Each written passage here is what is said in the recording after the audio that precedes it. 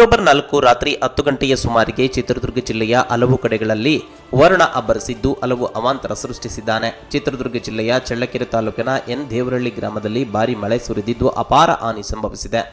ಭಾರಿ ಮಳೆಯಿಂದಾಗಿ ಜಿನಿಗಿ ಹಳ್ಳ ಭರ್ತಿಯಾಗಿ ಹರಿಯುತ್ತಿದ್ದು ತಿಪ್ಪಯ್ಯನಕೋಟೆ ಕೆರೆಗೆ ಭಾರಿ ಪ್ರಮಾಣದಲ್ಲಿ ನೀರು ಹರಿಯುತ್ತಿದೆ. ಇನ್ನು ಮತ್ತೊಂದು ಕಡೆ ರೈತರ ಜಮೀನುಗಳಿಗೂ ಕೂಡ ಮಳೆಯ ನೀರು ನುಗ್ಗಿದ್ದು ಟೊಮೆಟೊ, ಕಲ್ಲಂಗಡಿ ಸೇರಿದಂತೆ ಅಪಾರ ಪ್ರಮಾಣದ ಬೆಳೆ ಹಾನಿ ಸಂಭವಿಸಿದೆ. ಅಲ್ಲದೆ ಅದೇ ಗ್ರಾಮದ ಸಮೀಪದಲ್ಲಿ ಯಶೋದಮ್ಮ ಎಂಬುವವರ ಮನೆ ಮುಂಭಾಗದಲ್ಲಿ ಬಾವಿಯೊಂದು ಕುಸಿದಿದ್ದು ದೊಡ್ಡ ಅನಾಹುತವೊಂದು ತಪ್ಪಿದಂತಾಗಿದೆ.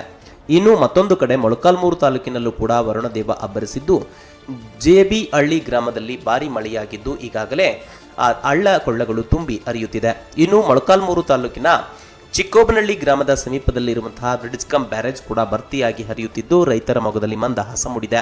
ಇನ್ನು ಚಳ್ಳಕೆರೆ ತಾಲೂಕಿನ ದೊಡ್ಡೇರಿ ಸಮೀಪದಲ್ಲೂ ಕೂಡ ಭಾರಿ ಮಳೆಯಾಗಿದ್ದು ಅಲ್ಲಿನ ದೊಡ್ಡೇರಿ ಗ್ರಾಮದ ಹಳ್ಳವು ಕೂಡ ತುಂಬಿ ಹರಿಯುತ್ತಿದೆ.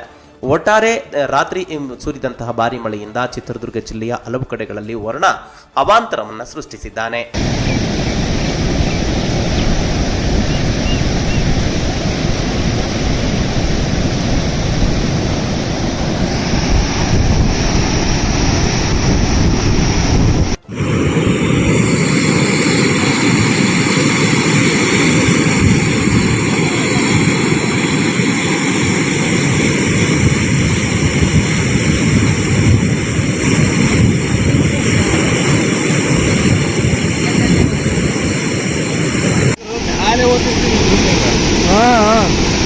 ಏನಿಲ್ಲ ಅಣ್ಣ, ಇಲ್ಲೇ ಮುರಿದ ಸೌಕರ್ಯ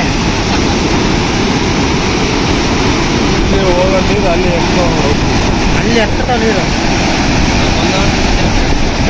ಕೆಳಗೆ ಬಿಟ್ಟಿನ ತಕ್ಕ ಮೊಬೈಲ್ ಎಲ್ಲ